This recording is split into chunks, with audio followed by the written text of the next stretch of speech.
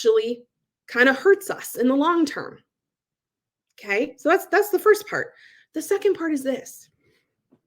As humans, we all have three core needs. We all have three core needs. Everyone has these three needs. Now, they look different in every individual. Every individual has different ways of defining these needs. We all have these needs. The base one, physical safety and resources. My right to my body autonomy, I decide who touches me when and who doesn't touch me. I decide what happens to my body and what doesn't happen to my body in regards to other people. And then also resources. Do I have time? Do I have knowledge? Do I have money? Do I have energy? Do I have nutrition? Do I have hydration? Do I have a warm place to sleep? Do I have clothes? Do I have shelter? Are there people around who are threatening my physical safety? Those are important, right? That's the first set of our core needs. And by the way, those core needs are foundationally attached to that sense of safety, that sense of, in our nervous system, physical safety. That part of our nervous system is that's like, my job is to keep you alive. If those resources aren't met, I can't control what you're feeling. I can't control what you're thinking. I'm too busy focused on you getting those resources. If anyone in here has been hangry, you know this. You know this when your body's like, I don't care. Like, I will say the thing that is not appropriate. I will fight somebody. I am hungry. I am tired. I am hot. I am overstimulated. I do not have capacity. I haven't drank water in 3 days. Are you a logical, rational, reasonable human when your physical resources aren't met? Or, how about this one? When somebody threatens you physically or threatens someone you love physically, like, y'all, come after one of my kids. Come after one of my kids and see what happens. Just watch. You want to see me be very trauma informed because there's actual threat happening to one of my children? Come at them and see what happens. Right? I will end you. Probably just with my words. Unless this is a physical thing, I will fight you. I don't care about your feelings at that point. I don't care about if I'm going to get in trouble at that point. I'm defending one of the children that I birthed out of my body. There's no logic at that moment, right? There is animal instinct, okay? So that's that first core need, and it's tied to that safety piece. The second core need is psychological safety, and this is part of our institute's name. And the reason that we put it in the name and made it a very, very long name instead of just calling it the Institute for Trauma is because psychological safety is a huge piece. It's a huge piece of when we self-protect. It's a huge need. Psychological safety is, can I risk showing you my full self and trust? Can I be vulnerable with you emotionally? Can I say the things with you and trust that you will not shun me, shame me, or shut me up? Silence me. That is a core need, okay?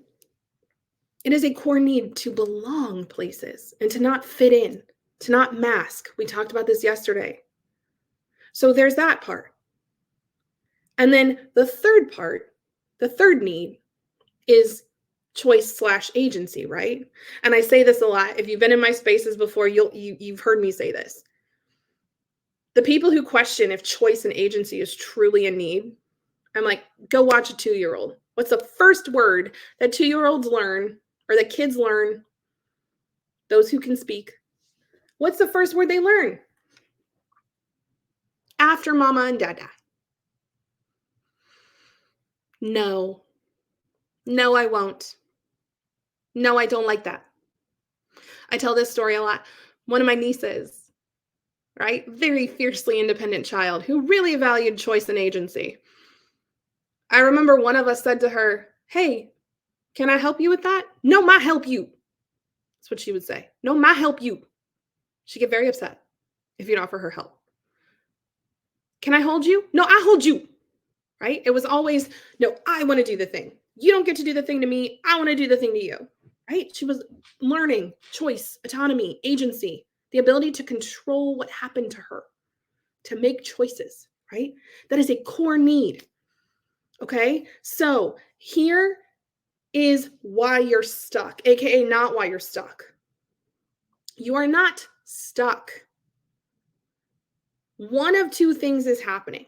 Okay, you ready for this? The first thing that is probably happening is that you are trapped. You are in a dilemma. And when we are in a dilemma, what is happening is that any choice we see in front of us that we can make is going to require us to violate one of our other needs. So this is where choice and agency gets pitted against psychological safety, or choice and agency gets pitted against physical safety. I'll give you an example. If I am really struggling with my boss, I am getting overworked. I'm being paid from a salary perspective. I'm being overworked. The job's supposed to be 40 hours. I'm now working 60 hours. I'm getting emailed at 11 p.m. I'm being asked to do tasks that are outside of my scope, my job description. My quality of life is really going down.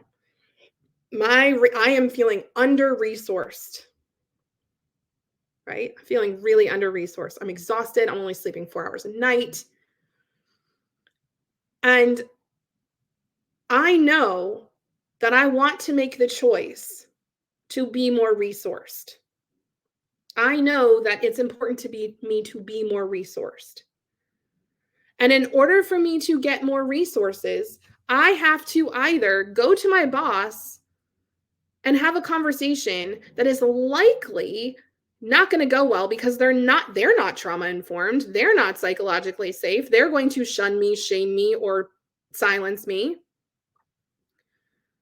Or I have to quit and go find a new job. And then that brings in the physical safety piece of money and time and energy, right? If you are looking at your experience or your potential experiences, your potential choices, and you're going, man, I choose between a crappy situation and a crappy situation. Well, that doesn't feel like a choice. Notice all three of your core needs are now pitted against each other. You want choice and agency, but the two choices you see in front of you aren't good.